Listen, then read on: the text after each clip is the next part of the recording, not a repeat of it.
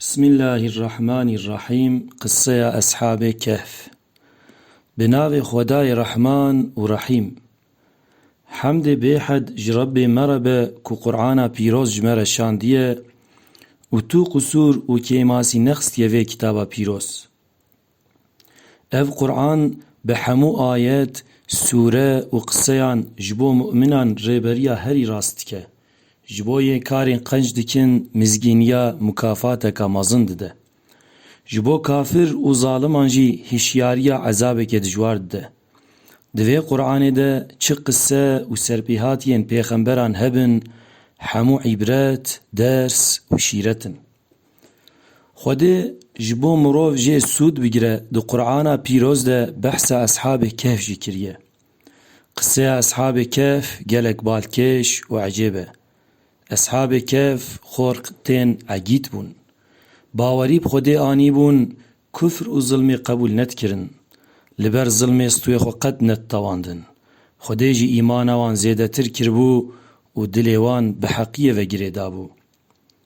Di zemanê wan de rêveberiya bajar di destê Daqyanûs de bû.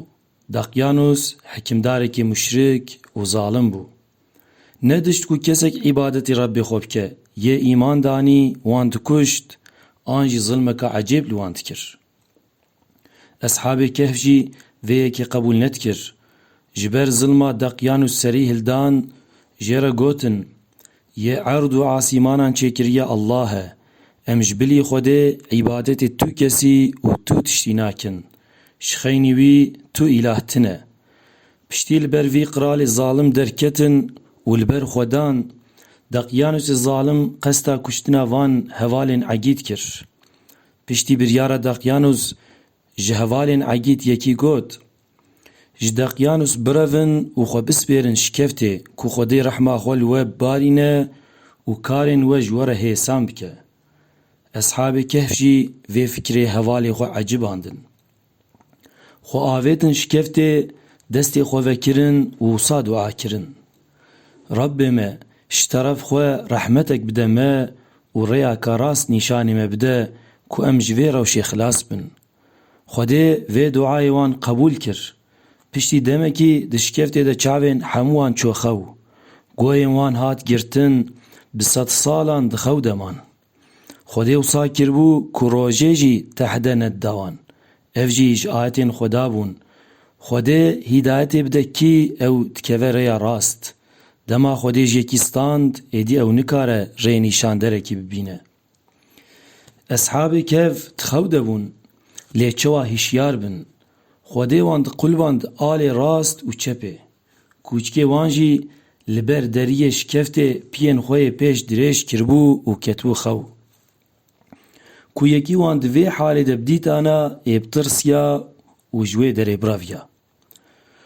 Xwedê piştî 309 salan Ashab-ı Kehf ji xew hişyar kir.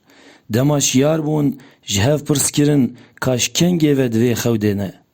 Ji wan kirî rojek, an jî nîv roj razane. Ji hev re gotin, ka vêga dev ji vê meselê berdin. Xwedê çêtir zane em çi qas raketine. Em vêga birçî bûne, xwarinan me jî nemaye. Ji kerema xwe hinek ji me bila herin sûkê ku ji me re xwarinên helal û xweş bînin. Yên ku herin bila miqate û hişyar bin, qena bi me agahtar nebin.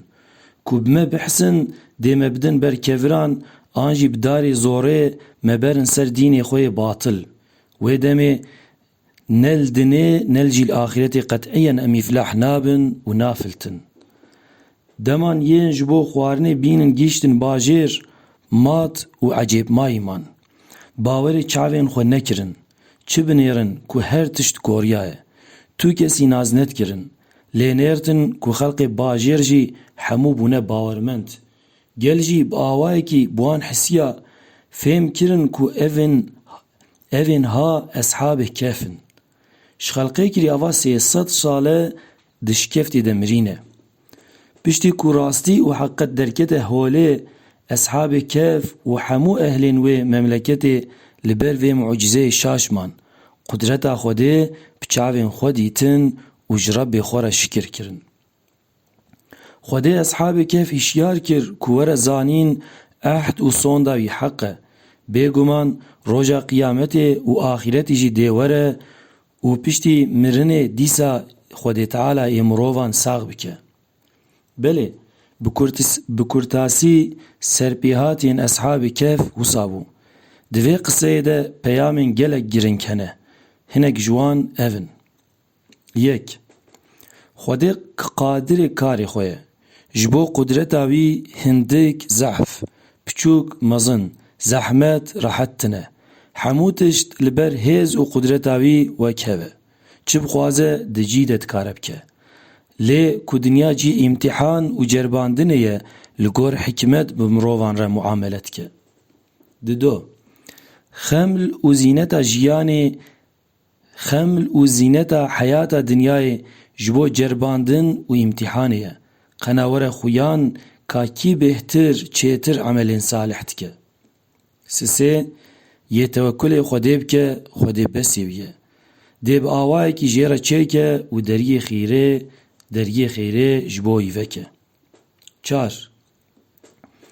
Divê yê bawermend li ber zalim û xûnxwaran rabin, li ber xwe bidin û ji sîtemkaran netirsin. Ji xwe yê ji dil dostê Xwedê be, jê re ne tirs heye, ne jî xemgînî heye. 5.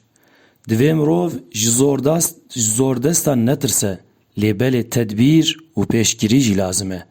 Divê warê de Pêxemberê Xwedê sallallahu aleyhi ve sellem ferman kiriye, tedbîreka spehî nîvê heyatê ye. 6. Yê ji dil îman bi Xwedê anîbe, Xwedê hîdayeta wî zêdetir dike. 7. Mirov li vê dinyayê qiral be û zêde dewlemend be jî ku bawerî û îmana wî tune be, qîmetê dewlemendî û serokatiyê jî namîne. 8. Mal, ewlad û meqamên dinyayê 5 quruş nake.